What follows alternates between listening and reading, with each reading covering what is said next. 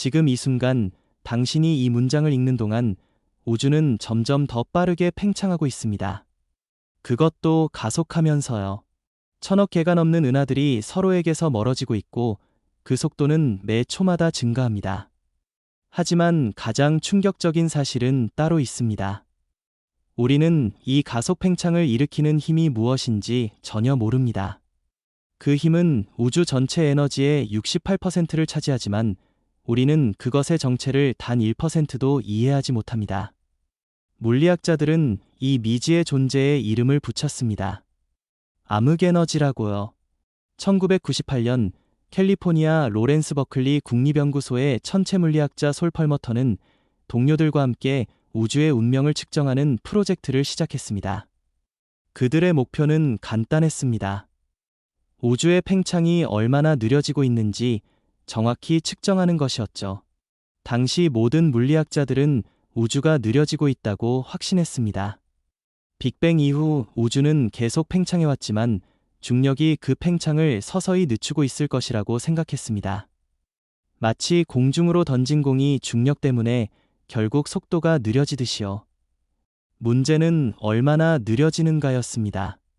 충분히 느려진다면 우주는 언젠가 수축하기 시작할 것이고 그렇지 않다면 영원히 팽창할 것입니다. 펄머터 팀은 초신성을 이용했습니다. 특히 이레이형 초신성이라 불리는 특별한 종류의 별 폭발을 관측했죠. 이 초신성들은 우주의 표준 촛불입니다. 폭발할 때마다 거의 동일한 밝기로 빛나기 때문에 우리가 관측하는 밝기를 통해 거리를 정확히 계산할 수 있습니다. 그들은 수십 개의 먼 은하에서 일어난 초신성 폭발을 추적했습니다. 수백만 광년, 수십억 광년 떨어진 곳에서 일어난 사건들을요. 각 초신성의 빛은 우주 공간을 가로질러 수십억 년을 여행한 끝에 지구의 망원경에 도달했습니다. 그 빛 속에는 우주의 과거가 담겨 있었습니다.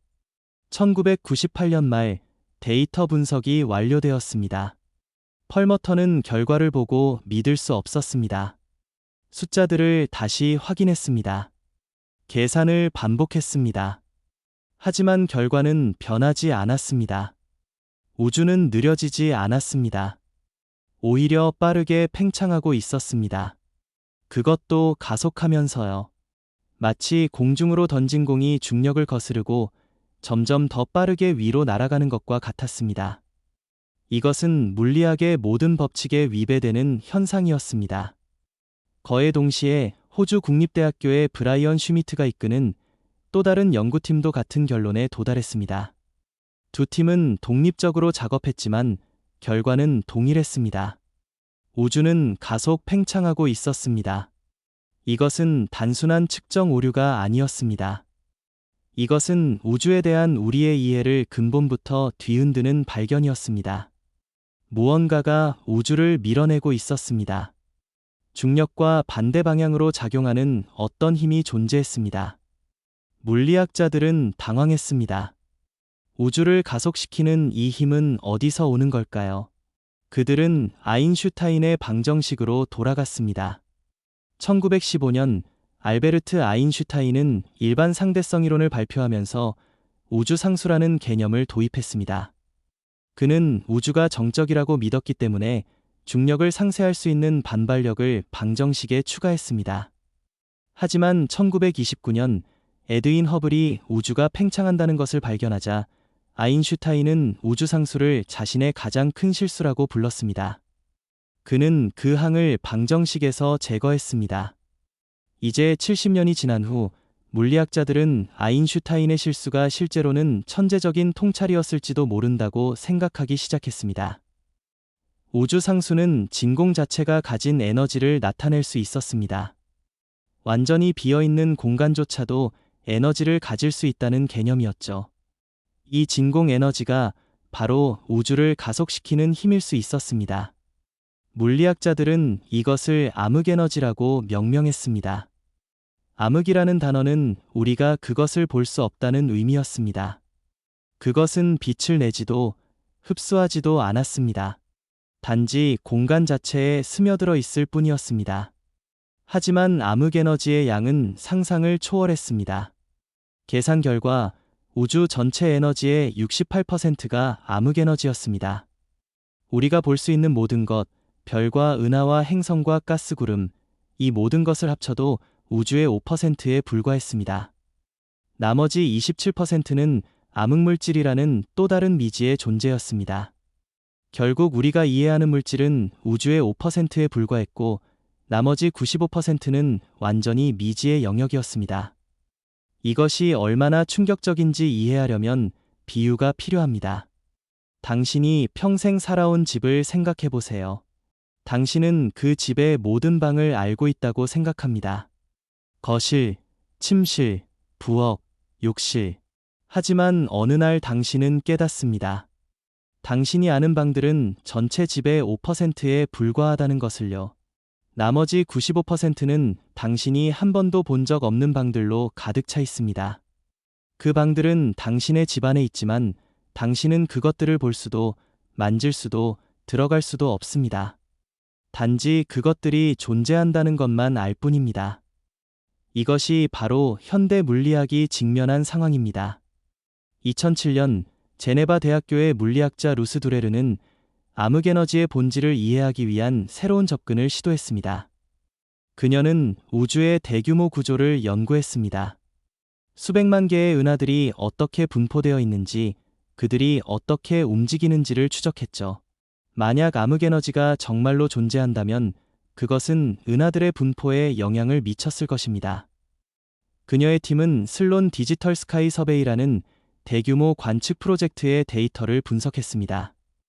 이 프로젝트는 수백만 개의 은하 위치를 정밀하게 측정했습니다. 결과는 놀라웠습니다. 은하들의 분포 패턴은 암흑에너지의 존재를 명확히 보여주었습니다. 은하들은 거대한 거미줄 같은 구조를 형성하고 있었습니다. 필라멘트라 불리는 긴 가닥들을 따라 은하들이 늘어서 있었고 그 사이에는 거대한 공허가 있었습니다. 이 구조의 형성 과정을 시뮬레이션했을 때 암흑에너지를 포함하지 않으면 관측 결과와 맞지 않았습니다. 암흑에너지는 우주의 구조 형성에 결정적인 역할을 했습니다.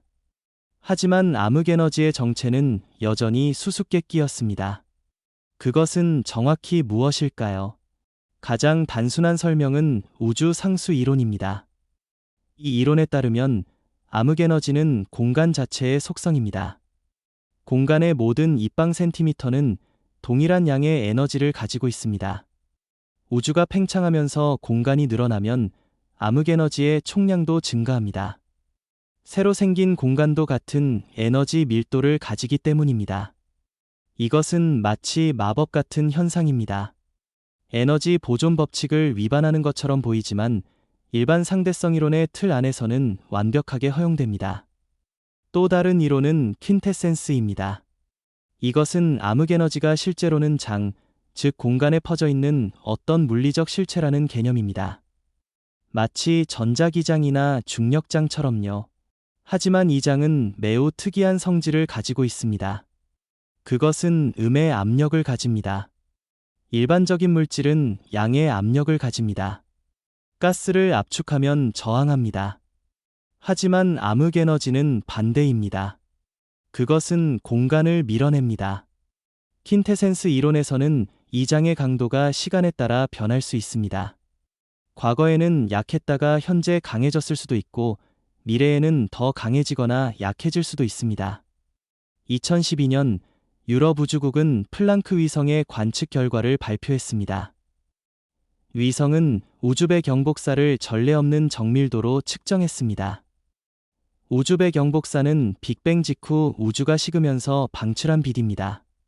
그것은 38만 년 된 우주의 스냅샷입니다. 플랑크의 데이터는 우주의 구성을 정확히 보여주었습니다. 암흑에너지 68.3%, 암흑물질 26.8%, 일반 물질 4.9%, 오차 범위는 1% 미만이었습니다. 하지만 이 정밀한 측정은 새로운 문제를 드러냈습니다. 물리학자들이 양자역학을 이용해 진공 에너지를 계산했을 때 결과는 관측값보다 120자릿수나 컸습니다. 이것은 물리학 역사상 가장 큰 불일치입니다. 이론과 관측 사이의 차이가 1 다음에 0이 120개나 붙는 숫자만큼 크다는 것입니다. 이것을 우주 상수 문제라고 부릅니다.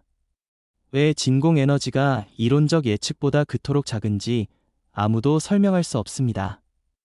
일부 물리학자들은 더 급진적인 해결책을 제안했습니다. 다중우주 이론입니다. 이 이론에 따르면 우리 우주는 무수히 많은 우주들 중 하나일 뿐입니다. 각 우주는 서로 다른 물리 법칙과 상수를 가지고 있습니다. 어떤 우주에서는 암흑에너지가 너무 강해서 은하가 형성되기도 전에 우주가 찢어집니다. 어떤 우주에서는 암흑에너지가 없어서 우주가 빅뱅 직후 다시 수축합니다. 우리 우주는 우연히 암흑에너지가 적절한 값을 가진 우주입니다. 그래서 별과 은하와 생명이 존재할 수 있었습니다. 이것을 인류 원리라고 부릅니다. 하지만 많은 물리학자들은 이 설명에 만족하지 않습니다. 다중우주는 검증할 수 없기 때문입니다. 우리는 다른 우주를 관측할 수 없습니다. 그것은 과학이라기보다는 철학에 가깝습니다. 그들은 더 근본적인 설명을 찾고 있습니다.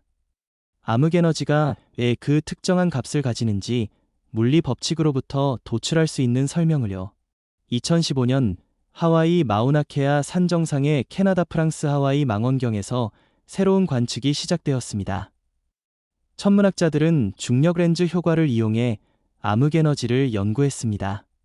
중력 렌즈는 아인슈타인이 예측한 현상입니다. 거대한 질량이 시공간을 휘게 만들고 그 휘어진 공간을 지나는 빛이 굴절됩니다. 먼 은하에서 온 빛이 중간에 있는 은하단을 지나면서 휘어지는 것을 관측할 수 있습니다. 이 휘어짐의 정도를 측정하면 우주의 기하학과 팽창 역사를 알 수 있습니다. 관측 결과는 다시 한번 암흑에너지의 존재를 확인했습니다. 하지만 더 흥미로운 발견이 있었습니다. 암흑에너지의 밀도가 시간에 따라 변하지 않는 것처럼 보였습니다. 이것은 우주 상수 이론을 지지하는 증거였습니다.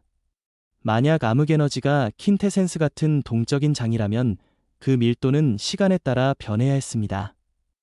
하지만 관측 데이터는 일정한 밀도를 보여주었습니다.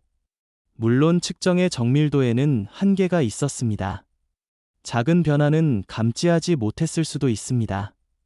암흑에너지를 이해하기 위한 노력은 계속되고 있습니다. 2020년대에는 여러 대규모 관측 프로젝트가 진행 중입니다. 칠레의 베라 루빈 천문대는 10년 동안 남반구 하늘 전체를 반복적으로 촬영할 예정입니다. 수십억 개의 은하를 관측하고 그들의 거리와 속도를 측정할 것입니다. 유럽 우주국의 유클리드 위성은 우주 공간에서 수십억 개의 은하를 관측할 것입니다. 이 데이터들은 암흑에너지의 성질을 전례 없는 정밀도로 밝혀줄 것입니다. 하지만 관측만으로는 충분하지 않을 수도 있습니다.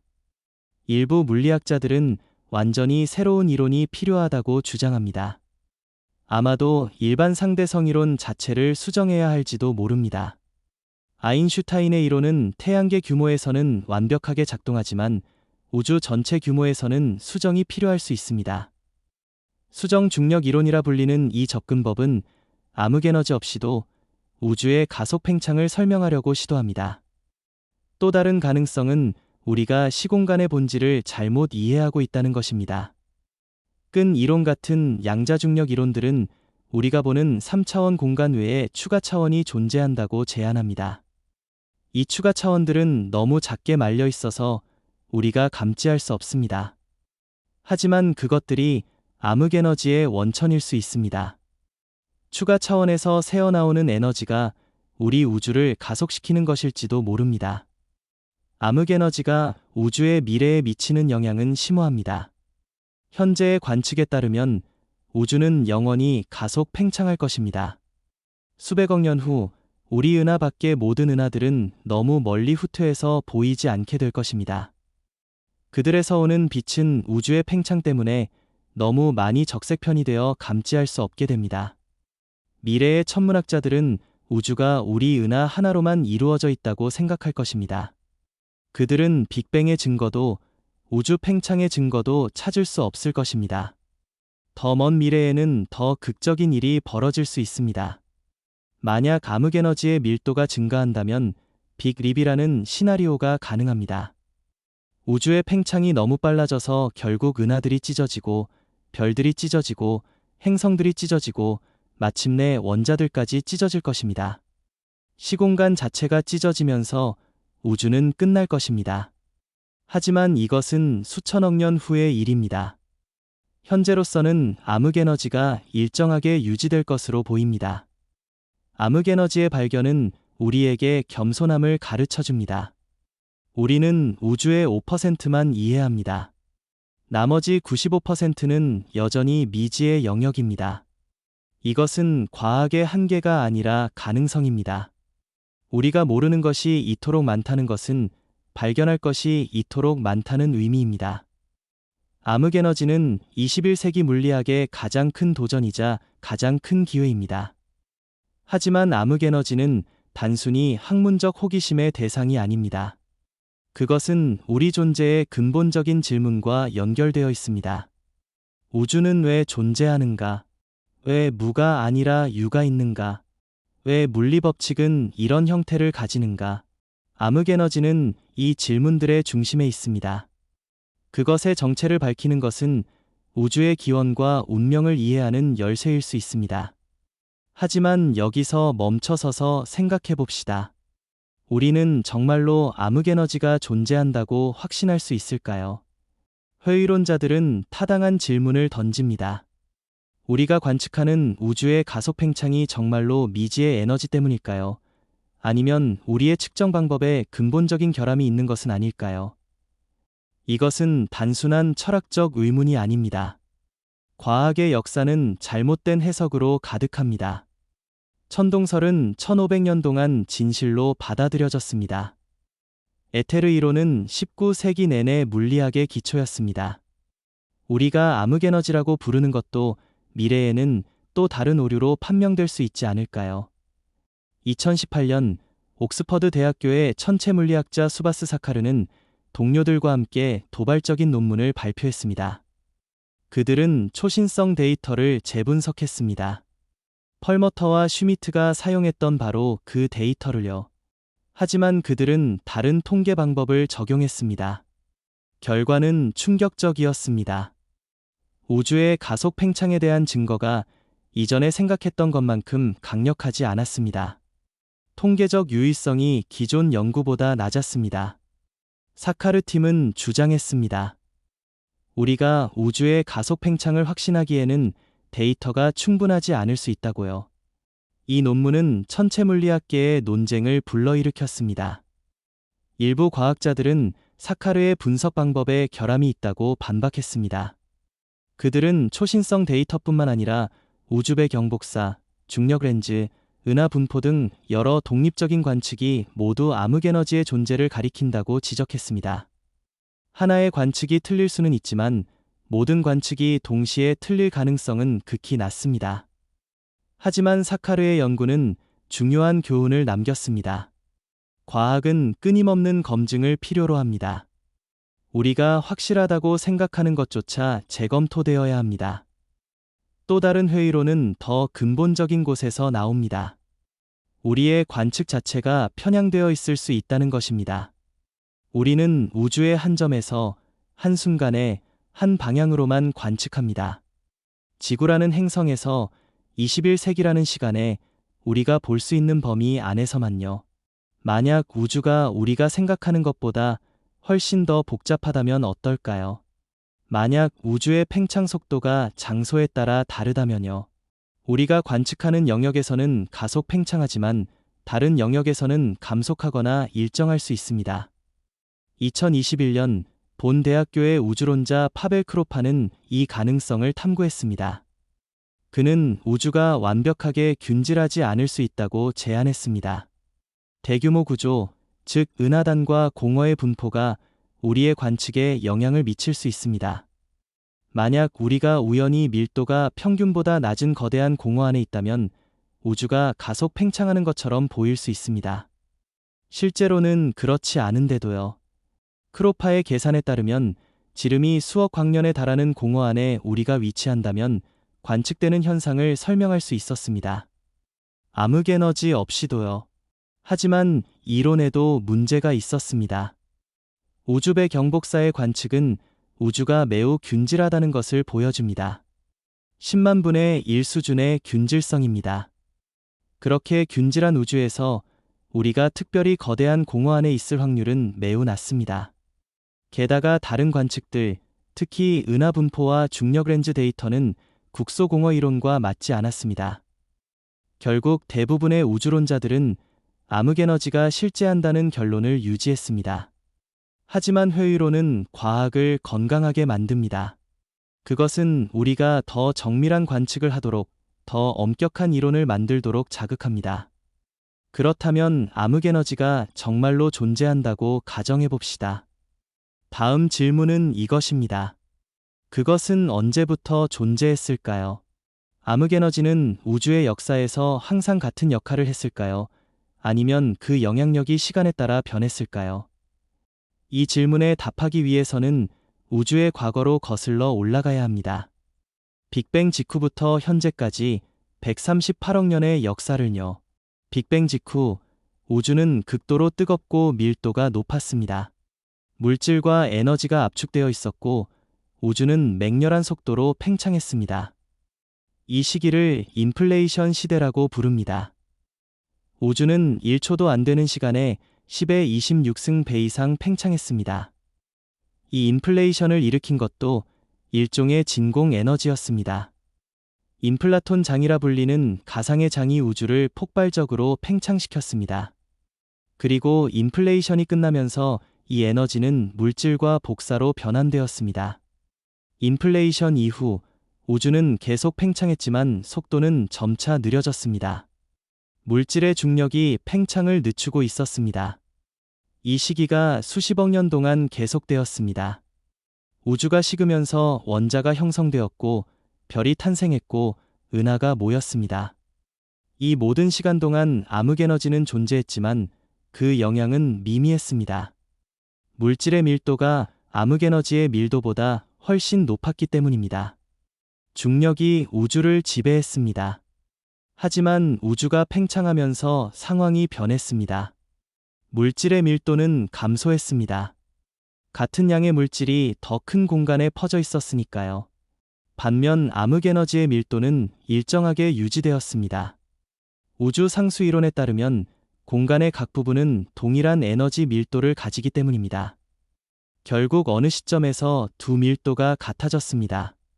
그리고 그 이후로는 암흑에너지가 우주를 지배하기 시작했습니다. 2019년 시카고 대학교의 우주론자 웬디 프리드먼은 이 전환점을 정확히 계산하려고 시도했습니다. 그녀는 허블 우주망원경과 스피처 우주망원경의 데이터를 결합했습니다. 수백 개의 세페이드 변광성과 초신성을 관측했습니다. 이 별들은 우주의 거리 사다리를 구성합니다. 가까운 별부터 먼 은하까지 단계적으로 거리를 측정할 수 있게 해주는 기준점들입니다. 프리드먼의 분석에 따르면 물질과 암흑에너지의 밀도가 같아진 시점은 약 50억 년 전이었습니다. 그 이전에는 물질이 지배했고 그 이후로는 암흑에너지가 지배했습니다. 이것은 놀라운 우연입니다. 우주의 나이가 138억 년인데 우리는 암흑에너지가 지배하기 시작한 지 50억 년밖에 안 된 시점에 살고 있습니다. 왜 하필 지금일까요? 왜 우리는 우주 역사의 이 특별한 순간에 존재할까요? 이것을 우연의 문제라고 부릅니다. 일부 물리학자들은 이것이 정말로 우연이라고 생각합니다. 우주의 역사에서 어느 시점에든 지적 생명체가 나타날 수 있었고 우리는 우연히 이 시점에 나타났을 뿐이라고요. 하지만 다른 물리학자들은 더 깊은 의미가 있을 수 있다고 생각합니다. 아마도 암흑에너지와 생명의 출현 사이에 어떤 연결이 있을지도 모릅니다. 만약 암흑에너지가 너무 일찍 지배하기 시작했다면 은하가 형성되기 전에 우주가 너무 빨리 팽창했을 것입니다. 별도, 행성도, 생명도 없었을 것입니다. 반대로 암흑에너지가 너무 늦게 지배하기 시작했다면 우주는 너무 오래 물질이 지배하는 상태로 남아 있었을 것입니다. 그 경우 다른 문제가 발생했을 수 있습니다. 결국 우리가 존재하기 위해서는 암흑에너지가 적절한 시점에 지배하기 시작해야 했습니다. 그리고 우리는 그 전환이 일어난 직후에 살고 있습니다. 이것은 다시 인류 원리로 이어집니다. 우리가 관측하는 우주의 특성은 우리가 존재한다는 사실에 의해 제약됩니다. 우리는 생명이 가능한 우주에서만 존재할 수 있습니다. 따라서 우리가 관측하는 우주가 생명에 적합한 특성을 가진 것은 놀라운 일이 아닙니다. 하지만 많은 과학자들은 이 설명에 만족하지 않습니다. 그것은 왜라는 질문에 답하지 않기 때문입니다. 왜 우주는 이런 특성을 가지는가? 왜 물리 법칙은 이런 형태인가? 인류 원리는 그냥 그렇다고 말할 뿐입니다. 더 만족스러운 답을 찾기 위해 일부 물리학자들은 암흑에너지의 본질을 더 깊이 탐구하고 있습니다. 그들은 양자장론으로 돌아갑니다. 양자장론은 입자 물리학의 기초입니다. 모든 입자는 사실장의 들뜸이라고 설명합니다. 전자는 전자장의 들뜸이고 광자는 전자기장의 들뜸입니다. 이 이론에 따르면 진공은 완전히 비어있지 않습니다. 진공에는 끊임없이 입자쌍이 생성되었다가 소멸합니다. 가상 입자라고 불리는 이 현상은 실험으로 확인되었습니다. 카시미르 효과라는 현상이 그 증거입니다.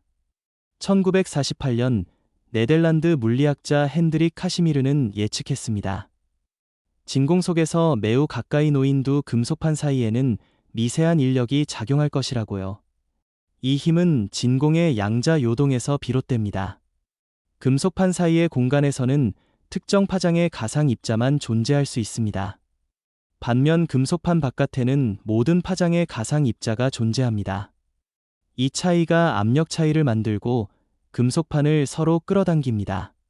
1997년 이 효과가 실험으로 정밀하게 측정되었습니다. 진공은 정말로 에너지를 가지고 있었습니다.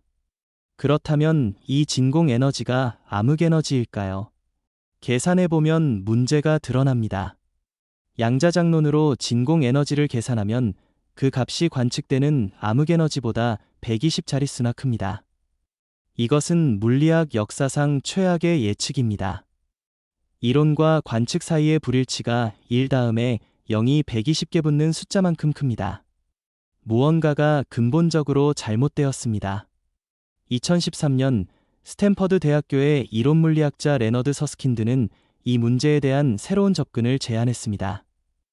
그는 끈 이론의 틀 안에서 해결책을 찾으려 했습니다. 끈 이론은 모든 입자가 사실 진동하는 끈이라고 주장합니다. 이 이론은 우리가 보는 3차원 공간 외의 6개 또는 7개의 추가 차원을 예측합니다. 이 추가 차원들은 너무 작게 말려 있어서 우리가 감지할 수 없습니다. 하지만 그것들이 말리는 방식에 따라 우주의 물리 법칙이 결정됩니다. 서스킨드는 계산했습니다. 추가 차원이 말릴 수 있는 방법의 수가 얼마나 되는지를요. 결과는 놀라웠습니다. 10의 500승가지 이상의 가능성이 있었습니다. 각각의 가능성은 서로 다른 우주를 만듭니다. 서로 다른 입자 질량, 서로 다른 힘의 세기, 서로 다른 우주 상수를 가진 우주들입니다. 서스킨드는 이것을 끈 이론 풍경이라고 불렀습니다. 10의 500승 개의 가능한 우주들이 펼쳐진 거대한 풍경입니다. 이 풍경 안에서 우리 우주는 하나의 점에 불과합니다. 우연히 암흑에너지가 적절한 값을 가진 우주입니다. 너무 크지도 너무 작지도 않은 값입니다. 만약 암흑에너지가 조금만 더 컸다면 은하가 형성되기 전에 우주가 찢어졌을 것입니다. 조금만 더 작았다면 우주가 너무 일찍 수축하기 시작했을 것입니다. 우리 우주의 암흑에너지 값은 생명이 가능한 좁은 범위 안에 있습니다. 그리고 우리는 그 우주에 살고 있습니다. 왜냐하면 다른 우주에서는 우리가 존재할 수 없기 때문입니다. 하지만 이것은 과학일까요? 아니면 철학일까요? 끈 이론 풍경은 검증할 수 없습니다. 우리는 다른 우주를 관측할 수 없습니다. 우리는 추가 차원을 직접 측정할 수 없습니다. 이것은 예측을 만들지 않습니다. 그것은 단지 관측된 사실을 사후에 설명할 뿐입니다. 많은 물리학자들은 이것이 과학의 폭이라고 비판합니다. 우리가 설명할 수 없으니까 다중우주를 가정하는 것은 패배주의라고요. 2016년 프린스턴 고등연구소에서 격렬한 토론이 벌어졌습니다. 끈 이론을 지지하는 물리학자들과 비판하는 물리학자들이 모였습니다. 주제는 암흑에너지와 다중우주였습니다. 지지자들은 주장했습니다. 끈 이론은 양자역학과 중력을 통합하는 유일한 일관된 이론이라고요. 그것이 다중우주를 예측한다면 우리는 그 예측을 진지하게 받아들여야 한다고요. 비판자들은 반박했습니다. 검증할 수 없는 이론은 과학이 아니라고요. 우리는 관측 가능한 예측을 만드는 이론을 찾아야 한다고요. 토론은 결론 없이 끝났습니다. 하지만 한 가지는 분명해졌습니다. 암흑에너지는 단순한 천문학 문제가 아니라는 것입니다. 그것은 과학의 본질에 대한 질문을 제기합니다. 무엇이 좋은 과학 이론인가? 검증 가능성은 얼마나 중요한가? 우리는 설명할 수 없는 것을 어떻게 다루어야 하는가? 이 질문들은 21세기 물리학의 핵심에 있습니다. 한편, 관측 천문학자들은 이론적 논쟁과 무관하게 계속 데이터를 수집하고 있습니다. 그들의 목표는 명확합니다. 암흑에너지의 성질을 더 정밀하게 측정하는 것입니다. 특히 암흑에너지가 시간에 따라 변하는지 알아내는 것입니다. 만약 암흑에너지가 정말로 우주상수라면 그 밀도는 시간에 따라 변하지 않아야 합니다. 하지만 만약 킨테센스 같은 동적인 장이라면 밀도가 변할 것입니다. 2022년 제임스 웹 우주 망원경이 발사되었습니다. 이 망원경은 허블보다 100배 더 강력합니다. 적외선으로 우주를 관측하기 때문에 매우 먼 은하들을 볼 수 있습니다. 빅뱅 직후 형성된 최초의 은하들까지도요. 제임스 웹은 암흑에너지 연구에 혁명을 일으킬 것으로 기대됩니다. 그것은 우주 역사의 서로 다른 시기에 우주가 어떻게 팽창했는지 측정할 수 있습니다. 만약 암흑에너지의 밀도가 변했다면 그 변화가 팽창 역사에 나타날 것입니다. 초기 관측 결과는 흥미롭습니다. 제임스 웹은 130억 년 전에 존재했던 은하들을 발견했습니다. 빅뱅 후 5억 년밖에 안 된 시점의 은하들입니다. 이 은하들은 예상보다 크고 밝았습니다. 그렇게 짧은 시간에 그렇게 큰 은하가 형성될 수 있었을까요? 일부 천문학자들은 이것이 암흑에너지에 대한 우리의 이해를 수정해야 한다는 신호일 수 있다고 제안합니다. 아마도 초기 우주에서 암흑에너지의 역할이 우리가 생각했던 것과 달랐을지도 모릅니다. 하지만 성급한 결론은 위험합니다. 새로운 관측은 항상 놀라움을 가져옵니다. 그것이 꼭 기존 이론이 틀렸다는 의미는 아닙니다. 때로는 우리가 이론을 잘못 적용했거나 관측을 잘못 해석했을 수 있습니다. 더 많은 데이터가 필요합니다.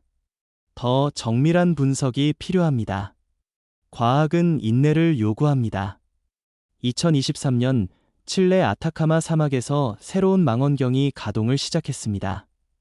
시몬스 천문대입니다. 이 망원경은 우주배 경복사를 전례 없는 정밀도로 측정합니다. 우주배 경복사는 빅뱅의 잔광입니다. 그것은 우주가 38만 년 되었을 때 방출된 빛입니다. 이 빛 속에는 초기 우주의 정보가 담겨 있습니다. 물질의 분포, 우주의 곡률, 팽창 속도 등이요. 시몬스 천문대는 이 정보를 추출하여 암흑에너지의 성질을 제약할 것입니다.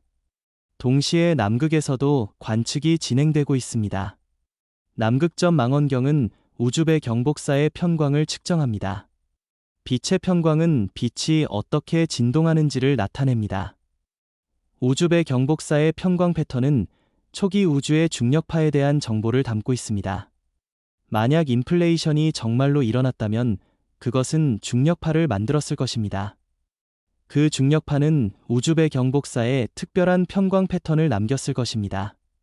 B-모드라고 불리는 이 패턴을 찾는 것이 남극점 망원경의 목표입니다. 왜 이것이 암흑에너지와 관련이 있을까요? 인플레이션과 암흑에너지는 둘 다 진공에너지와 관련이 있기 때문입니다. 인플레이션을 일으킨 에너지와 현재 우주를 가속시키는 에너지 사이에 연결이 있을 수 있습니다. 만약 우리가 인플레이션을 이해한다면 암흑에너지도 이해할 수 있을지 모릅니다. 두 현상은 우주 역사에 서로 다른 시점에서 일어났지만 같은 근본 원리에서 비롯되었을 수 있습니다. 2024년 하와이 마우나케아 산에서 또 다른 프로젝트가 시작되었습니다. 프라임 포커스 분광기입니다. 이 장비는 수천 개의 은하를 동시에 관측할 수 있습니다. 각 은하의 스펙트럼을 측정하여 거리와 속도를 알아냅니다. 목표는 1000만 개 이상의 은하 지도를 만드는 것입니다. 이 지도는 우주의 대규모 구조를 보여줄 것입니다. 은하들이 어떻게 분포되어 있는지, 그들이 어떻게 움직이는지를요. 이 정보로부터 암흑에너지가 우주 구조 형성에 어떤 영향을 미쳤는지 알 수 있습니다. 모든 이 관측 프로젝트들은 하나의 목표를 향하고 있습니다. 암흑에너지의 상태 방정식을 측정하는 것입니다. 상태 방정식은 압력과 에너지 밀도의 비율입니다. 우주 상수의 경우 이 비율은 정확히 음의 1입니다.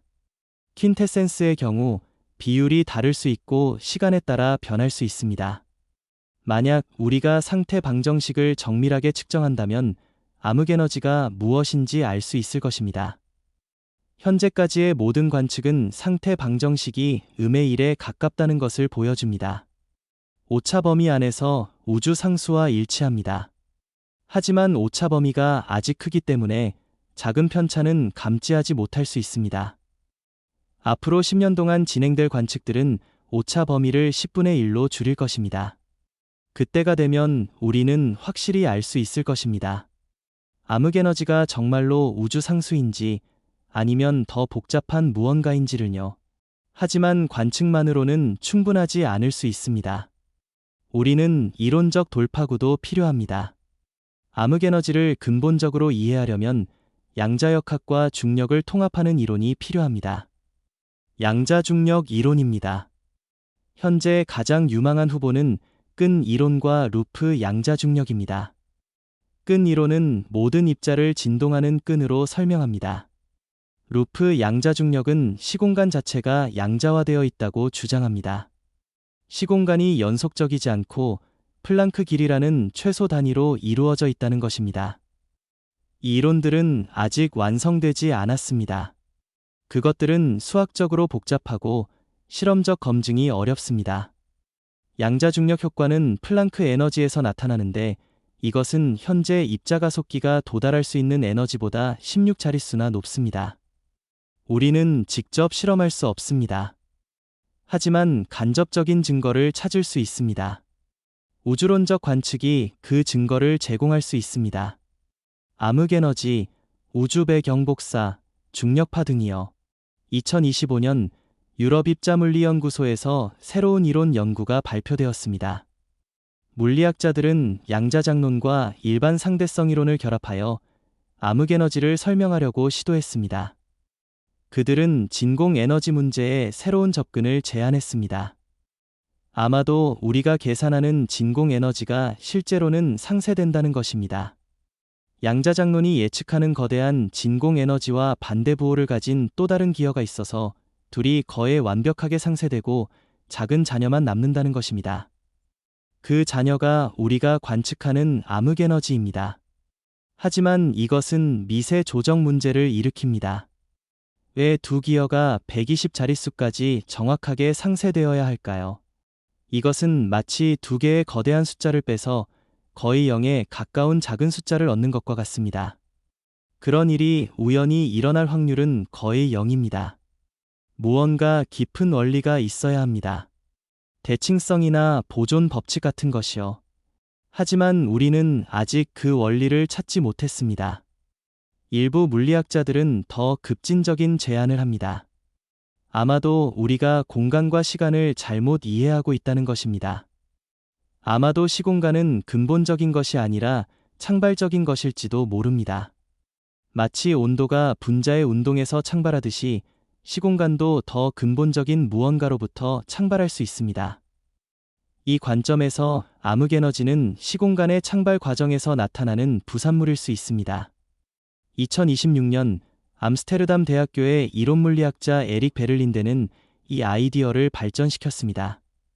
그는 중력이 근본적인 힘이 아니라 엔트로피의 결과라고 제안했습니다. 엔트로피는 무질서도를 나타내는 물리량입니다. 베를린데에 따르면 정보가 시공간에 저장되는 방식이 중력을 만들어냅니다. 그리고 암흑에너지는 우주의 정보 저장 용량과 관련이 있습니다. 우주가 팽창하면서 더 많은 정보를 저장할 수 있게 되고 이것이 가속 팽창을 일으킨다는 것입니다. 이 이론은 매우 사변적입니다. 하지만 그것은 새로운 관점을 제공합니다. 암흑에너지를 에너지로 보는 대신 정보로 볼 수 있다는 것입니다. 이것은 양자정보 이론과 우주론을 연결합니다. 최근 몇 년 동안 이 연결이 점점 더 중요해지고 있습니다. 블랙홀 정보 역설, 홀로그래픽 원리, 양자 얽힘과 시공간의 관계 등이 활발히 연구되고 있습니다. 암흑에너지는 이 모든 연구의 중심에 있습니다. 그것은 단순히 우주를 가속시키는 힘이 아닙니다. 그것은 시공간의 본질, 양자역학과 중력의 관계, 정보와 물리학의 연결에 대한 단서를 제공합니다. 암흑에너지를 이해하는 것은 물리학의 가장 깊은 질문들에 답하는 열쇠일 수 있습니다. 하지만 이 모든 이론적 추측 너머에 한 가지 불편한 진실이 있습니다. 우리는 암흑에너지를 직접 측정할 수 없습니다. 우리가 측정하는 것은 그것의 효과일 뿐입니다. 은하들의 후퇴 속도, 초신성의 밝기, 우주배 경복사의 패턴. 이 모든 것은 간접적인 증거입니다. 마치 바람을 볼 수 없지만 나뭇잎의 흔들림으로 바람을 아는 것처럼요. 2018년 제네바 유럽입자물리연구소의 실험물리학자 파비올라 지아노티는 대형강 입자 충돌기를 이용한 새로운 실험을 설계했습니다. 그녀의 목표는 암흑에너지와 관련될 수 있는 새로운 입자를 찾는 것이었습니다. 만약 암흑에너지가 킨테센스 같은 장이라면 그 장의 양자는 입자로 나타날 것입니다. 매우 가볍고 약하게 상호작용하는 입자일 것입니다. 지아노티 팀은 양성자를 거의 빛의 속도로 가속시켜 충돌시켰습니다. 충돌 에너지는 13테라전자볼트에 달했습니다. 이것은 태양 중심부 온도의 10만 배가 넘는 에너지입니다. 충돌 순간 에너지는 물질로 변환됩니다. 아인슈타인의 유명한 방정식 이 에너지는 질량과 같다는 공식에 따라서요. 수백 가지 입자들이 생성되었다가 즉시 붕괴합니다. 검출기는 입자들의 궤적을 추적했습니다. 초당 4천만 번의 충돌이 일어났고 각 충돌마다 수백 개의 입자가 생성되었습니다. 데이터의 양은 상상을 초월했습니다. 1년에 페타바이트 단위의 데이터가 쌓였습니다. 인공지능 알고리즘이 이 데이터를 분석했습니다. 알려진 입자들의 패턴을 제거하고 예상치 못한 신호를 찾았습니다.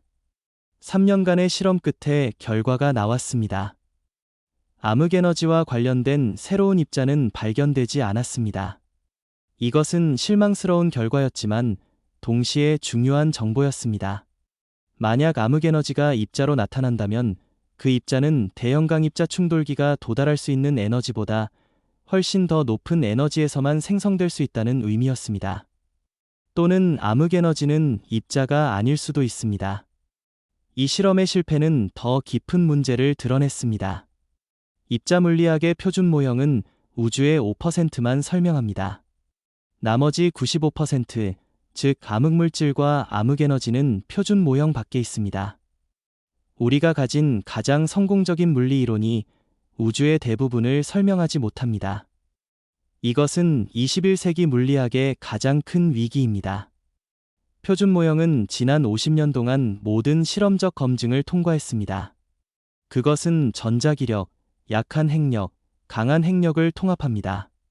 힉스 입자의 발견으로 마지막 퍼즐 조각이 맞춰졌습니다. 하지만 중력은 여전히 통합되지 않았습니다. 그리고 암흑에너지는 완전히 설명 범위 밖입니다. 일부 물리학자들은 표준 모형을 확장해야 한다고 주장합니다. 초대칭이라는 이론이 그 후보입니다. 초대칭은 모든 입자가 초대칭 짝을 가진다고 예측합니다. 전자는 초전자를, 쿼크는 초쿼크를 가집니다. 이 초대칭 입자들은 암흑물질이 후보가 될 수 있습니다. 하지만 대형강 입자 충돌기는 아직 초대칭 입자를 발견하지 못했습니다. 2020년 도쿄대학교의 이론물리학자 히토시 무라야마는 초대칭과 암흑에너지의 관계를 연구했습니다. 그는 초대칭이 깨지는 방식이 암흑에너지를 만들 수 있다고 제안했습니다. 초대칭이 완벽하게 보존된다면 우주상수는 정확히 0이어야 합니다. 하지만 초대칭이 깨지면서 작은 우주상수가 남을 수 있습니다. 무라야마의 계산은 흥미로운 결과를 보여주었습니다. 만약 초대칭이 테라전자볼트 에너지 규모에서 깨진다면 남는 우주상수는 관측값과 비슷한 크기가 될 수 있었습니다. 하지만 이것은 여전히 미세 조정을 필요로 했습니다. 초대칭이 깨지는 정확한 방식이 매우 특별해야 했습니다. 조금만 달라도 우주상수는 너무 크거나 너무 작아집니다. 이 미세 조정 문제는 물리학자들을 괴롭힙니다. 왜 자연은 이토록 정밀하게 조정되어 있을까요? 우연일까요? 아니면 더 깊은 원리가 있을까요? 일부는 인류 원리로 돌아갑니다. 우리가 존재하기 위해서는 우주상수가 이 값이어야 했다고요. 하지만 이것은 설명이 아니라 관찰일 뿐입니다. 다른 물리학자들은 완전히 다른 방향을 탐구합니다. 아마도 암흑에너지는 우주의 속성이 아니라 우리 이론의 결함일지도 모릅니다. 아마도 일반 상대성 이론이 우주 규모에서 수정되어야 할지도 모릅니다. 수정 중력 이론들이 이 가능성을 탐구합니다. 2014년 케임브리지 대학교의 우주론자 데이비스는 카멜레온 장이라는 개념을 발전시켰습니다. 이것은 환경에 따라 성질이 변하는 장입니다. 밀도가 높은 곳에서는 매우 짧은 범위만 작용하고 밀도가 낮은 곳에서는 긴 범위로 작용합니다. 태양계 같은 밀도가 높은 환경에서는 카멜레온 장이 감지되지 않습니다. 그래서 일반 상대성 이론의 모든 검증을 통과합니다. 하지만 은하 사이의 공허 같은 밀도가 낮은 환경에서는 카멜레온 장이 활성화됩니다. 그것은 반발력으로 작용하여 우주를 가속시킵니다. 이렇게 하면 암흑에너지 없이도 우주의 가속 팽창을 설명할 수 있습니다. 데이비스 팀은 이 이론을 검증하기 위한 실험을 설계했습니다. 그들은 진공 챔버 안에서 카멜레온 장의 효과를 측정하려고 했습니다. 실험 장치는 정밀했습니다. 레이저 간섭계를 이용해 나노미터 수준의 힘을 측정할 수 있었습니다. 만약 카멜레온 장이 존재한다면 진공 챔버 안의 물체에 미세한 힘을 가할 것입니다. 2017년 실험 결과가 발표되었습니다. 카멜레온 장의 신호는 발견되지 않았습니다. 이것은 카멜레온 이론의 많은 버전을 배제했습니다. 하지만 모든 버전을 배제한 것은 아니었습니다. 수정 중력 이론들은 계속 발전하고 있습니다. FR 중력, 스칼라 텐서 이론, 호르바리프시츠 중력 등 수십 가지 변형이 제안되었습니다. 각각은 서로 다른 방식으로 일반 상대성 이론을 수정합니다. 하지만 모두 같은 문제에 직면합니다. 태양계 규모의 정밀한 검증을 통과하면서도 우주 규모에서 의미 있는 차이를 만들어야 합니다. 이것은 매우 어려운 균형입니다. 대부분의 수정 중력 이론들은 태양계 검증을 통과하지 못하거나 우주 규모에서 충분한 효과를 만들지 못합니다. 살아남은 이론들은 매우 정교하고 복잡합니다. 그리고 그 복잡성은 새로운 문제를 만듭니다. 이론이 복잡할수록 더 많은 자유 매개 변수를 가집니다. 그 매개 변수들을 조정하면 거의 모든 관측을 설명할 수 있습니다. 하지만 그것은 예측력을 잃는다는 의미입니다. 좋은 과학 이론은 단순하고 예측력이 있어야 합니다. 그것은 적은 수의 원리로부터 많은 현상을 설명해야 합니다. 일반 상대성 이론이 그런 이론입니다. 등가 원리라는 하나의 간단한 아이디어로부터 중력의 모든 현상을 설명합니다. 수정 중력 이론들은 아직 그런 단순성을 달성하지 못했습니다. 2021년 스톡홀름 대학교에서 암흑에너지에 대한 국제학회가 열렸습니다. 전 세계에서 300명이 넘는 물리학자들이 모였습니다. 관측 천문학자, 이론 물리학자, 우주론자들이 최신 연구 결과를 발표했습니다. 학회의 분위기는 복잡했습니다. 한편으로는 흥분이 있었습니다. 새로운 망원경들이 전례 없는 데이터를 제공하고 있었습니다. 제임스 웹, 베라 루빈, 유클리드 등이 곧 가동될 예정이었습니다. 다른 한편으로는 좌절이 있었습니다. 20년이 넘는 연구에도 불구하고 암흑에너지의 본질은 여전히 수수께끼였습니다. 모든 관측은 우주상수와 일치했습니다. 하지만 우주상수가 왜 그 특정한 값을 가지는지 아무도 설명할 수 없었습니다. 기조연설에서 노벨상 수상자 브라이언 슈미트는 솔직하게 말했습니다. 우리는 암흑에너지에 대해 20년 전보다 더 많이 알지만 여전히 거의 아무것도 모른다고요. 그는 청중에게 상기시켰습니다. 과학은 빠른 답을 약속하지 않는다고요. 때로는 세대가 걸립니다. 뉴턴이 중력을 발견한 후 200년이 지나서야 아인슈타인이 중력의 본질을 이해했습니다. 양자역학이 확립된 후 50년이 지나서야 표준 모형이 완성되었습니다. 암흑에너지도 그럴 수 있습니다. 우리는 긴 여정의 시작점에 있을 뿐입니다. 하지만 슈미트는 또한 낙관적이었습니다. 우리는 올바른 질문을 하고 있다고요. 우리는 올바른 도구를 만들고 있다고요. 언젠가 답을 찾을 것이라고요. 그 답이 우리가 예상한 것과 다를 수도 있지만 그것이 과학의 아름다움이라고요. 학회에서 가장 흥미로운 발표 중 하나는 젊은 연구자에게서 나왔습니다.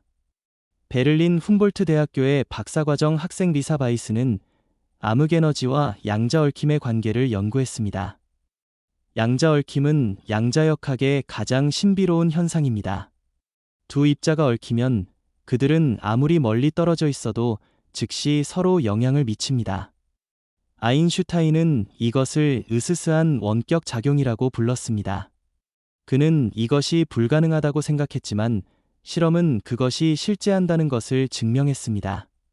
바이스는 제안했습니다. 우주의 모든 부분이 양자적으로 얽혀 있을 수 있다고요. 빅뱅 순간 우주의 모든 부분은 한 점에 있었습니다. 그들은 양자적으로 얽혔을 것입니다. 우주가 팽창하면서 이 부분들은 멀어졌지만 얽힘은 유지되었습니다. 이 우주적 규모의 얽힘이 암흑에너지를 만들 수 있다는 것이 바이스의 아이디어였습니다. 얽힘은 공간의 에너지를 저장합니다. 얽힌 입자들 사이의 상관관계가 에너지를 가집니다. 우주 전체가 얽혀 있다면 그 얽힘 에너지가 암흑에너지로 나타날 수 있습니다. 바이스는 이 아이디어를 수학적으로 정식화했습니다. 그녀는 양자정보 이론의 도구를 사용했습니다. 얽힘 엔트로피, 상호 정보량, 양자 상관함수 등으로 계산은 복잡했지만 결과는 흥미로웠습니다. 우주적 규모의 얽힘은 실제로 관측되는 암흑에너지와 비슷한 크기의 에너지 밀도를 만들 수 있었습니다. 물론 이것은 초기 연구였습니다. 많은 가정이 필요했고 많은 세부 사항이 불명확했습니다. 하지만 그것은 새로운 방향을 제시했습니다. 암흑에너지를 고전적인 장이나 입자가 아니라 양자 정보로 이해하는 것입니다. 이 접근법은 최근 몇 년 동안 주목받고 있습니다. 특히 홀로그래픽 원리와 연결되면서요. 홀로그래픽 원리는 3차원 공간의 모든 정보가 2차원 경계면에 저장될 수 있다고 주장합니다. 마치 홀로그램이 3차원 이미지를 2차원 필름에 저장하듯이요. 이 원리는 블랙홀 연구에서 나왔습니다. 1970년대 스티븐 호킹과 제이콥 베켄슈타인은 블랙홀이 엔트로피를 가진다는 것을 발견했습니다. 놀랍게도 블랙홀의 엔트로피는 그 부피가 아니라 표면적에 비례했습니다. 이것은 블랙홀 내부의 정보가 실제로는 표면에 저장되어 있다는 것을 암시했습니다. 1990년대 레너드 서스킨드와 헤라르디 스토프트는 이 아이디어를 우주 전체로 확장했습니다. 그들은 제안했습니다. 우리가 사는 3차원 우주의 모든 정보가 실제로는 우주의 경계면에 저장되어 있을 수 있다고요. 우리가 경험하는 3차원 현실은 2차원 정보의 홀로그램일 수 있습니다. 이것은 매우 급진적인 아이디어입니다. 하지만 끈 이론의 일부 버전에서 수학적으로 정확하게 실현됩니다. ADS-CFT 대응이라고 불리는 이 관계는 중력 이론과 양자장론을 연결합니다. 만약 홀로그래픽 원리가 우리 우주에 적용된다면 암흑에너지는 새로운 해석을 얻을 수 있습니다. 그것은 우주 경계면의 정보 용량과 관련될 수 있습니다. 우주가 팽창하면서 경계면의 면적이 증가하고 저장할 수 있는 정보의 양도 증가합니다. 이 정보 증가가 암흑에너지로 나타날 수 있습니다. 2022년 프린스턴 대학교의 후안 말다세나는 이 아이디어를 더 발전시켰습니다. 그는 드 시터 공간, 즉 양의 우주 상수를 가진 시공간의 홀로그래픽 설명을 연구했습니다. 드 시터 공간은 우리 우주의 미래 모습입니다. 암흑에너지가 계속 지배한다면 우주는 결국 드 시터 공간에 가까워질 것입니다. 말다세나의 연구는 드 시터 공간의 양자 구조를 밝혔습니다. 그는 발견했습니다. 드 시터 공간의 우주 상수는 경계면의 양자 얽힘과 직접 관련되어 있다는 것을요. 얽힘이 강할수록 우주 상수가 작아집니다. 이것은 암흑에너지가 양자 정보의 구조에서 비롯된다는 것을 시사합니다. 하지만 이 연구는 여전히 이론적입니다. 그것을 실험적으로 검증할 방법은 아직 없습니다. 우리는 우주의 경계면을 관측할 수 없습니다. 우리는 홀로그램 안에 살고 있기 때문입니다. 그렇다면 우리는 어떻게 이 이론을 검증할 수 있을까요? 간접적인 방법이 있을 수 있습니다.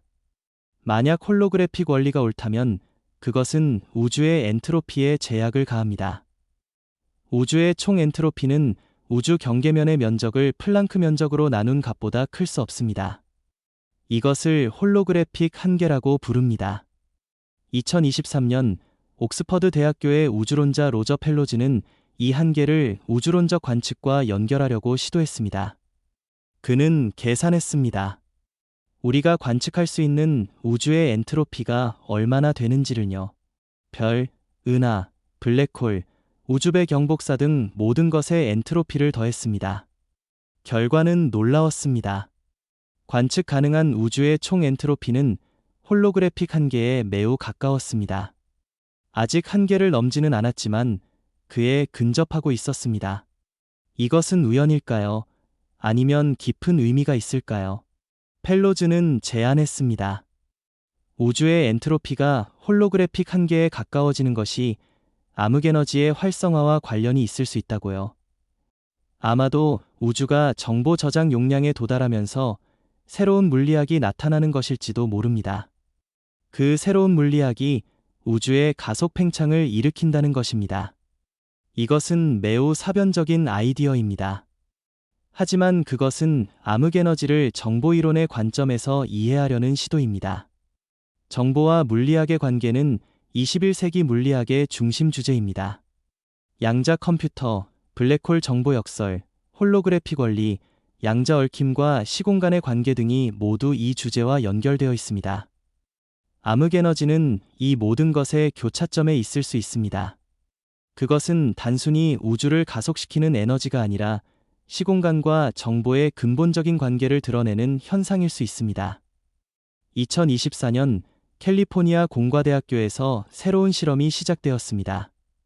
물리학자들은 양자 시뮬레이터를 이용해 홀로그래픽 우주를 모델링했습니다. 양자 시뮬레이터는 수백 개의 초전도 큐비트로 이루어진 양자 컴퓨터입니다. 각 큐비트는 양자 중첩 상태를 유지할 수 있습니다. 0과 1을 동시에 나타낼 수 있습니다.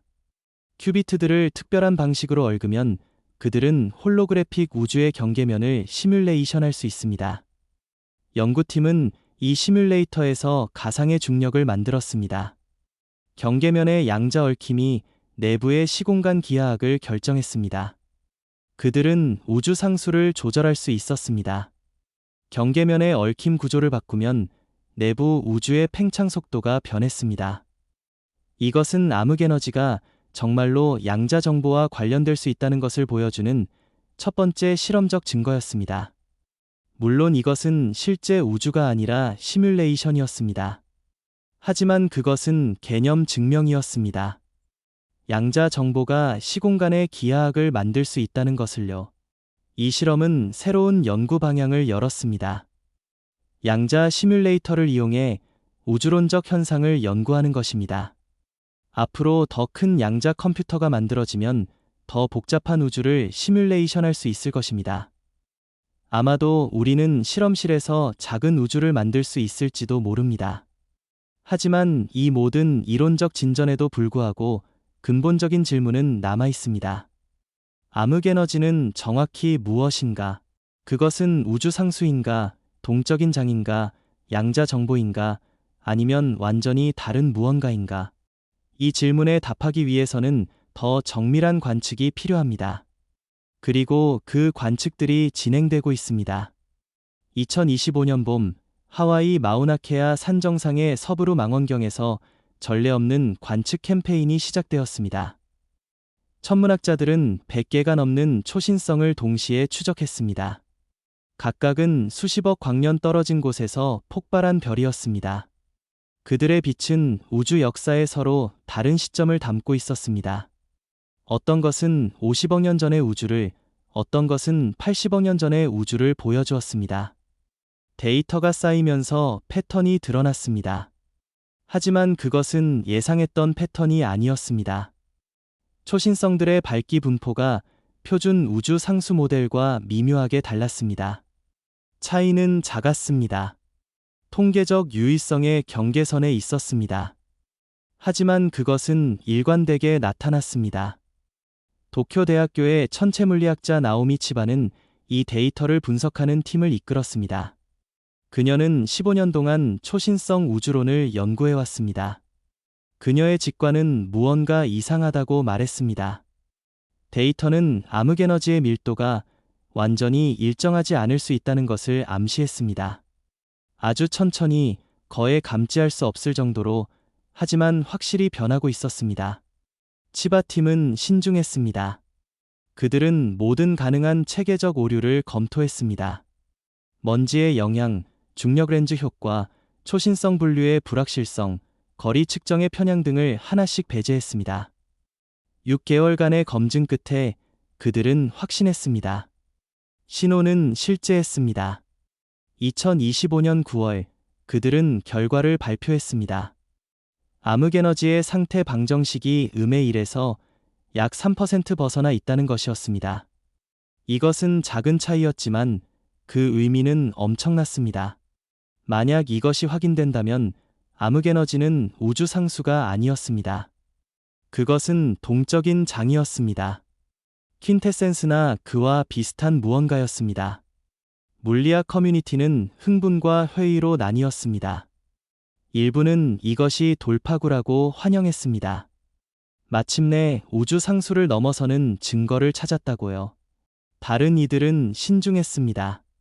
3% 차이는 통계적 요동일 수 있다고요. 더 많은 데이터가 필요하다고요. 하지만 치바의 발견은 혼자가 아니었습니다. 거의 동시에 칠레의 베라 루빈 천문대에서 독립적인 분석이 진행되고 있었습니다. 이 망원경은 남반구 하늘 전체를 매주 촬영했습니다. 3년간의 관측으로 수천 개의 초신성을 발견했습니다. 시카고 대학교의 우주론자 데이비드 브라우트가 이 데이터를 분석했습니다. 그는 완전히 다른 통계 기법을 사용했습니다. 베이지안 추론과 기계학습을 결합했습니다.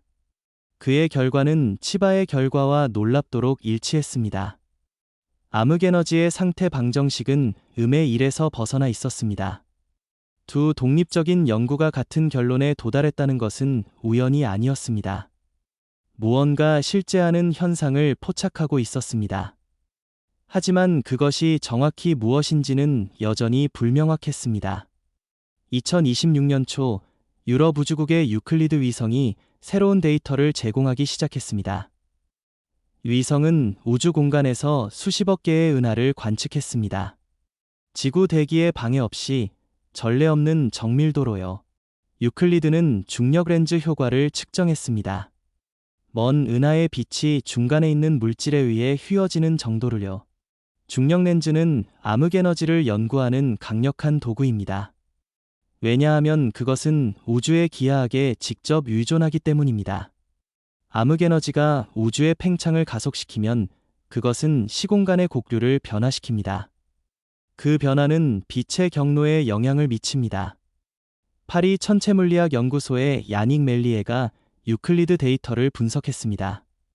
그녀는 100만 개가 넘는 은하의 중력 렌즈 신호를 측정했습니다. 각 은하는 그 뒤에 있는 더 먼 은하들의 이미지를 미묘하게 왜곡시켰습니다. 이 왜곡의 패턴으로부터 우주의 물질 분포와 기하학을 재구성할 수 있었습니다. 멜리에의 결과는 초신성 연구를 확인했습니다. 중력 렌즈 데이터도 암흑 에너지가 완전히 일정하지 않다는 것을 보여주었습니다. 그것은 시간에 따라 천천히 변하고 있었습니다. 과거에는 조금 더 약했고 현재는 조금 더 강했습니다. 이제 세 가지 독립적인 관측 방법이 같은 결론을 가리켰습니다. 초신성, 중력 렌즈, 그리고 곧 발표될 우주배 경복사의 정밀 측정까지요. 암흑 에너지는 우주 상수가 아니었습니다. 그것은 동적이었습니다. 하지만 여기서 진짜 문제가 시작되었습니다. 만약 암흑 에너지가 변한다면 그것은 무엇으로 변하는 걸까요? 더 강해지는 걸까요? 아니면 약해지는 걸까요? 그리고 그 변화율은 얼마나 될까요? 이 질문들에 답하기 위해 물리학자들은 데이터를 더 깊이 파고들었습니다. 그들은 우주 역사를 여러 시기로 나누었습니다. 각 시기마다 암흑 에너지의 밀도를 독립적으로 측정했습니다. 100억 년 전, 80억 년 전, 50억 년 전, 20억 년 전, 그리고 현재까지요. 결과는 놀라웠습니다. 암흑 에너지의 밀도는 단순히 증가하거나 감소하지 않았습니다. 그것은 진동했습니다. 매우 천천히 수십억 년의 주기로 하지만 명확하게 진동했습니다. 마치 우주 전체가 숨을 쉬는 것처럼요. 2026년 여름 스톡홀름에서 긴급 학회가 소집되었습니다. 전 세계의 우주론자들이 모여 이 발견을 논의했습니다.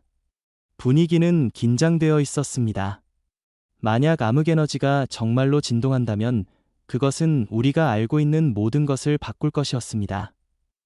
케임브리지 대학교의 이론물리학자 폴 스타인하르트가 기조 연설을 했습니다.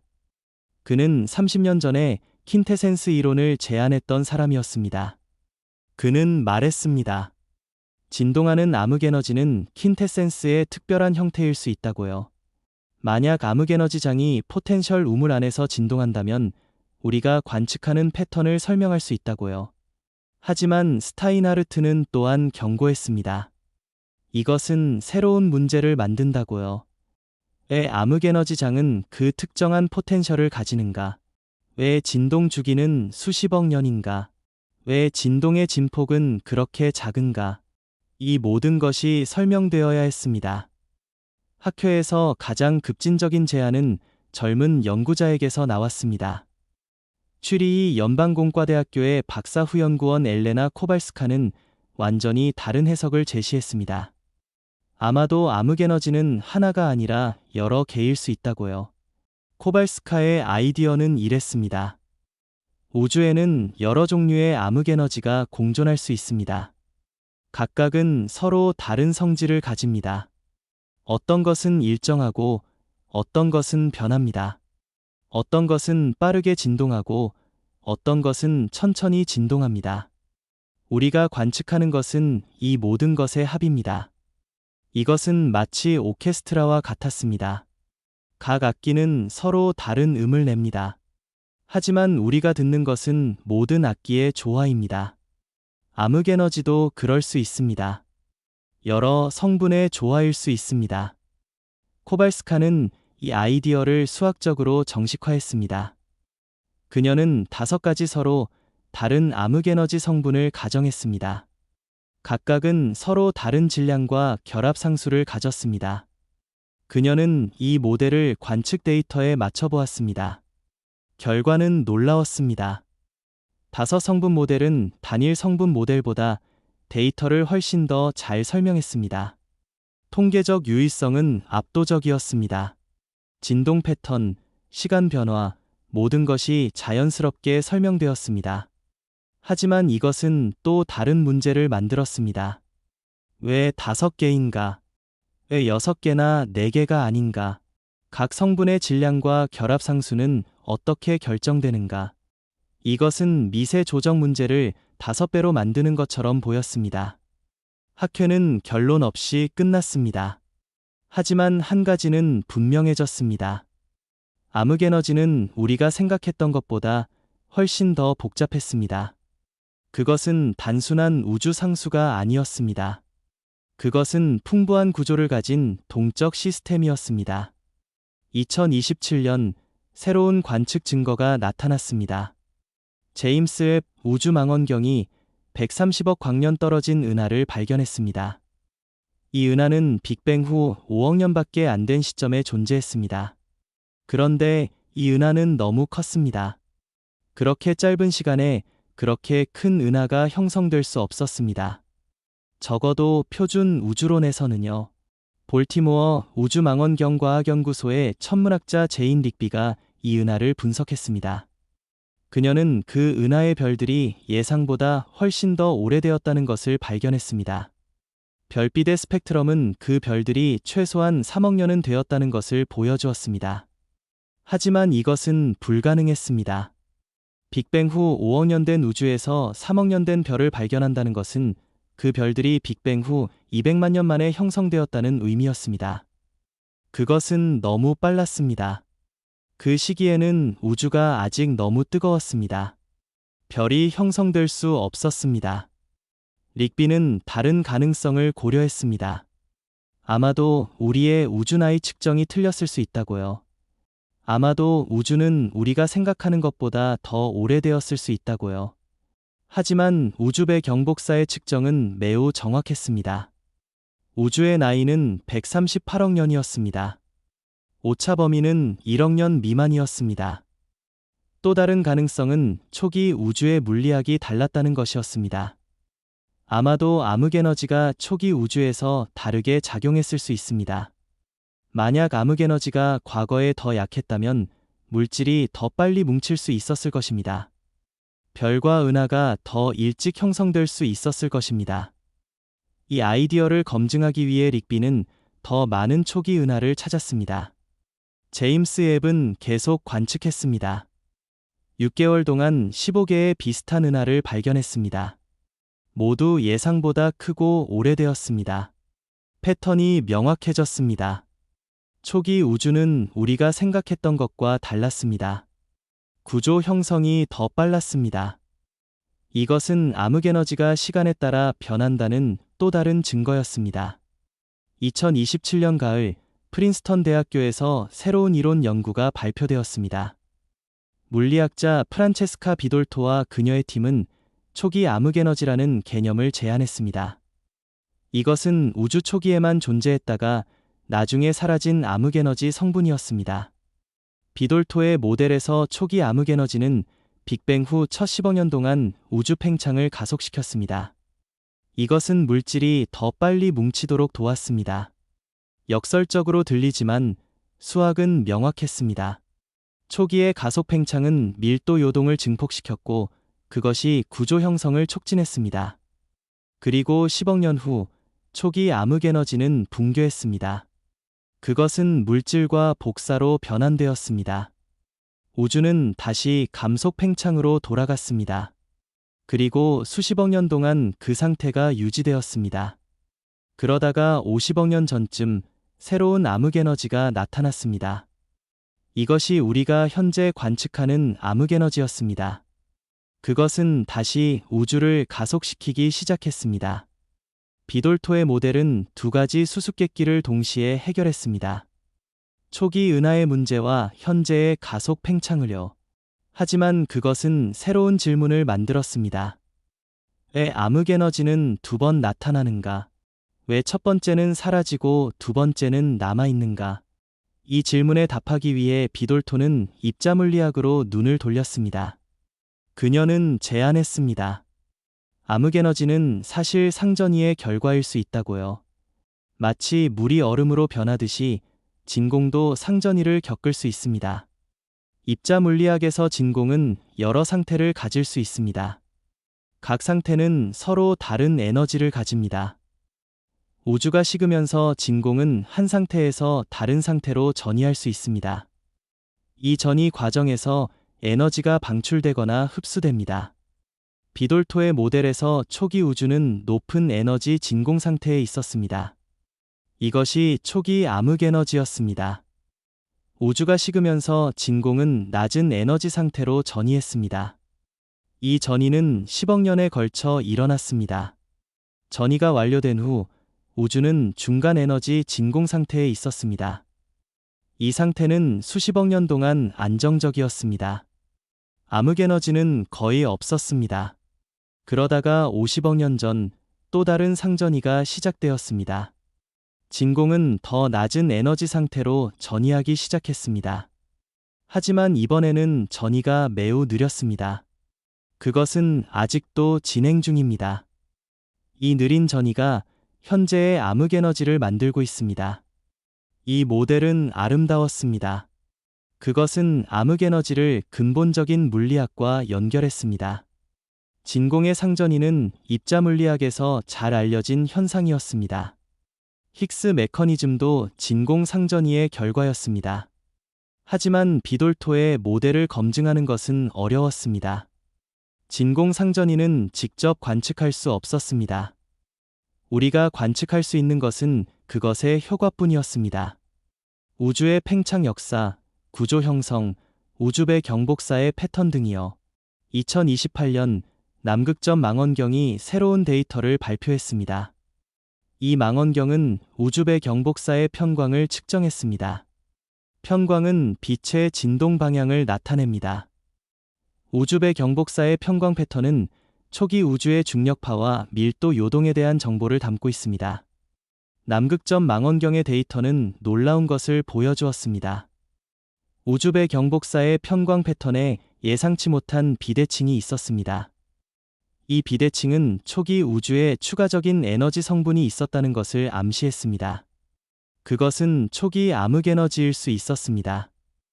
하버드 스미소니언 천체물리센터의 우주론자 로렌 안더슨이 이 데이터를 분석했습니다. 그녀는 비돌토의 초기 암흑에너지 모델을 우주배 경복사 데이터에 맞춰보았습니다. 결과는 놀라웠습니다. 모델은 데이터와 완벽하게 일치했습니다. 이제 여러 독립적인 증거가 같은 그림을 가리켰습니다.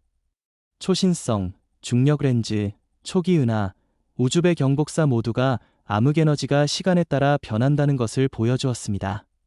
그것은 우주 역사에서 적어도 두 번 나타났습니다. 한 번은 초기에, 한 번은 최근에요. 하지만 이 발견은 더 깊은 질문을 제기했습니다. 만약 암흑에너지가 두 번 나타났다면 세 번째도 나타날 수 있을까요? 미래에 또 다른 상전이가 일어날까요? 그리고 그것은 우주에 어떤 영향을 미칠까요? 2028년 말 옥스퍼드 대학교에서 암흑에너지의 미래에 대한 워크숍이 열렸습니다. 물리학자들은 여러 시나리오를 탐구했습니다. 각 시나리오는 서로 다른 미래를 예측했습니다. 첫 번째 시나리오는 영원한 가속이었습니다.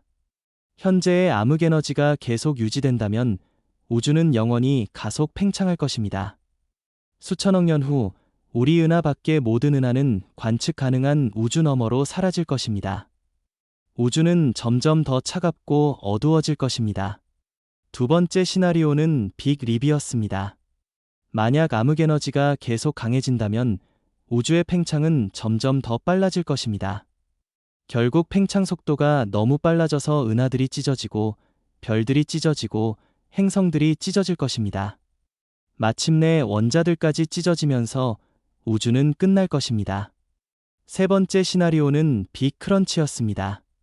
만약 암흑에너지가 사라진다면 중력이 다시 지배할 것입니다. 우주의 팽창은 멈추고 수축하기 시작할 것입니다. 모든 은하는 서로에게 다가갈 것입니다. 결국 우주는 한 점으로 수축하면서 끝날 것입니다. 네 번째 시나리오는 순환 우주였습니다. 만약 암흑에너지가 주기적으로 나타났다 사라진다면 우주는 팽창과 수축을 반복할 수 있습니다. 각 순환마다 우주는 다시 태어날 것입니다. 빅뱅과 빅크런치가 무한히 반복될 것입니다. 다섯 번째 시나리오는 다중우주였습니다. 만약 진공상전이가 계속 일어난다면 우주의 서로 다른 영역이 서로 다른 진공 상태에 있을 수 있습니다. 각 영역은 서로 다른 물리 법칙을 가질 것입니다. 우리 우주는 거대한 다중우주의 한 거품일 뿐일 것입니다. 어느 시나리오가 옳은지 알기 위해서는 더 많은 관측이 필요했습니다. 특히 암흑에너지가 미래에 어떻게 변할지 예측하기 위해서는 그것이 과거에 어떻게 변했는지 정확히 알아야 했습니다. 2029년 국제협력 프로젝트가 시작되었습니다. 암흑에너지 분광 탐사라고 불리는 이 프로젝트는 5천만 개의 은하를 관측할 계획이었습니다. 각 은하의 거리와 속도를 측정하여 우주의 3차원 지도를 만들 것이었습니다. 이 지도는 우주 역사의 100억 년을 포괄할 것이었습니다. 암흑에너지가 어떻게 변했는지 전례 없는 정밀도로 보여줄 것이었습니다. 프로젝트는 5년 동안 진행될 예정이었습니다. 동시에 새로운 우주망원경들이 발사를 준비하고 있었습니다. 낸시 그레이스 로만 우주망원경은 허블보다 100배 넓은 시야를 가질 것이었습니다. 그것은 수억 개의 은하를 동시에 관측할 수 있을 것이었습니다. 유럽 우주국의 아테나 X선 천문대는 은하단의 뜨거운 가스를 관측할 것이었습니다. 이 가스의 분포는 암흑에너지가 우주 구조 형성에 미친 영향을 보여줄 것이었습니다.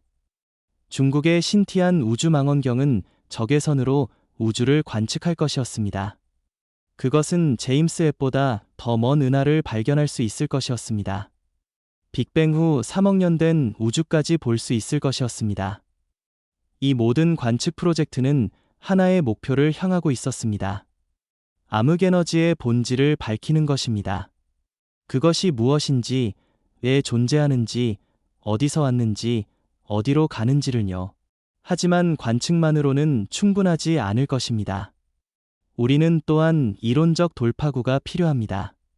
암흑에너지를 근본적으로 이해하려면 양자역학과 중력을 통합하는 이론이 필요합니다. 시공간과 물질의 본질을 이해하는 이론이 필요합니다. 2030년 제네바 유럽 입자물리연구소에서 새로운 입자가속기 계획이 발표되었습니다. 미래 원형 충돌기라고 불리는 이 가속기는 대형강 입자 충돌기보다 10배 더 강력할 것이었습니다. 그것은 100테라 전자볼트의 에너지에 도달할 수 있을 것이었습니다. 이 에너지에서 물리학자들은 새로운 입자를 발견할 수 있을 것이었습니다. 아마도 초대칭 입자, 아마도 암흑물질 입자, 아마도 암흑에너지와 관련된 입자를요. 이 발견들은 표준 모형을 넘어서는 새로운 물리학을 드러낼 것이었습니다. 하지만 미래 원형 충돌기는 논란의 대상이었습니다. 그것은 수백억 달러의 비용이 들 것이었습니다. 건설에 20년이 걸릴 것이었습니다. 일부 물리학자들은 그 돈을 다른 연구에 쓰는 것이 낫다고 주장했습니다. 우주망원경, 중력파 검출기, 양자 컴퓨터 등에요. 논쟁은 과학의 미래에 대한 더 깊은 질문을 제기했습니다. 우리는 어디에 투자해야 하는가? 더 큰 가속기인가? 더 큰 망원경인가? 입자물리학인가? 우주론인가? 실험인가? 이론인가? 이 질문에는 쉬운 답이 없었습니다. 역사는 보여줍니다.